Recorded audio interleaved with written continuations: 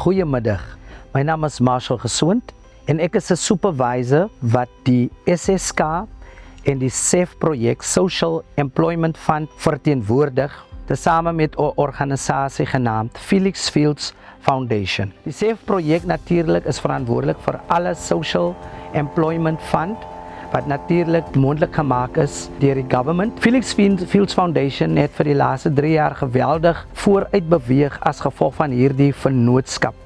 Huidiglik is Felix Fields Foundation een van die groot beneficiaries en hierdie projek is besig om uit sy nate uit te groei. Die hoofdoel van Felix Fields Foundation is hulle werk in die area van ontbossing in die hele area en hierdie ontbossingsprosesse help geweldig wanneer dit kom by die beskikbaarstelling van beter veiding vir die diere, as ook die vernietiging van indringerplante in die area.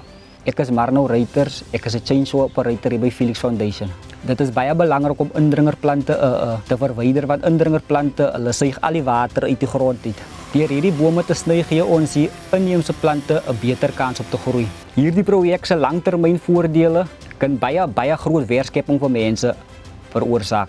Op hierdie oomblik het ons 24 participants in die bushclearing, maar ons hoop om volgende jaar vir baie meer mense werk te gee. So die besigheid is 'n familiebesigheid en dit is gestig deur David Felix wat my oupa is. So die bome wat gesny word, dit word alles geproduseer aan hout. So hierdie hout gebruik ons om 'n wins te maak. Ons verkoop dit aan die gemeenskap, spaza shops, sê maar die mense hier rondom. Na die proses van die houtchipper sal ons dit gebruik vir eerstens, dit is die kompos. Tweedens sal dit wees die perdestalle as ook die rotsteine.